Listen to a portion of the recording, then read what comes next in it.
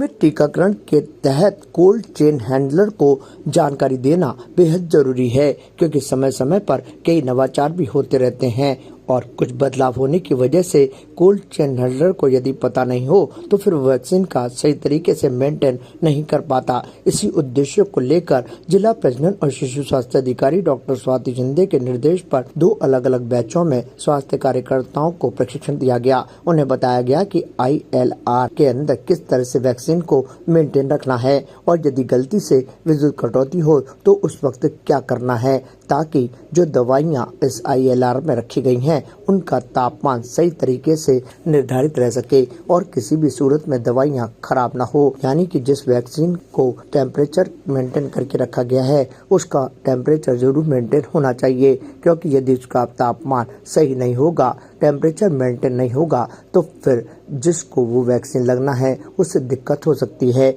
इसलिए cold chain handler को मौखिक और लिखित में भी प्रशिक्षण दिया गया, जिसमें चंद्र प्रकाश और ओझा ने भी प्रशिक्षणार्थियों को कई महत्वपूर्ण जानकारियों से अवगत कर 2 दिन का रेजिडेंशियल कोल्ड चेन हैंडलर प्रशिक्षण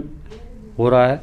और इसमें जो पुराने कोल्ड चेन हैंडलर हैं, जो 2 साल से पहले जिनने प्रशिक्षण लिया, उनको रिफ्रेश किया जाता है और नए कोल्ड चेन हैंडलर आते हैं उनको प्रशिक्षण दिया जाता है कि किस तरीके से हमारे को वैक्सीन को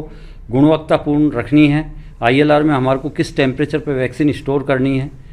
और सेशन साइड पे हमारी वैक्सीन जो जानी है वो किस तरीके से +2 to 8 टेम्परेचर पे हमारी मेंटेन करते हुए वैक्सीन पहुँचे, वापस AVD पर्सन के द्वारा हमारी वैक्सीन जो है 2 to 8 टेम्परेचर मेंटेन करते हुए वापस कोल्ड चेन पॉइंट पे सेम डे आए और ILR में वापस स्टोर हो। हाँ, प्रैक्टिकल में इनको हैंड्स ऑन हम दिखाते हैं कि किस तरीके से आपको आपातकालीन स्थिति में अगर आपका ILR ख़राब हो गया या लाइट की विद्युत कटौती लंबे टाइम के लिए हुई तो आपको वैक्सीन को कोल्ड बॉक्स में किस तरीके से स्टोर करना है और ILR में आपको किस तरीके से वैक्सीन रखनी है, कहाँ टेम्परेचर थर्मामीटर हमारे को रखना है, डेली हमारे को टेम्परेचर लेना है और कितना हमारा ILR का टेम्परेचर मेंटेन रहना चाहिए। 2 बैच में हमने अभी ये पहला और दूसरा बैच 2 बैच आयोजित किए हैं, 3 बैच हमारे को टोटल मिले हैं। ताज़ा खबरों के लिए देखते रहें सरेराह न्यूज़। अपना फ़ोन उठाएं और सब्सक्राइब करना ना भूलें।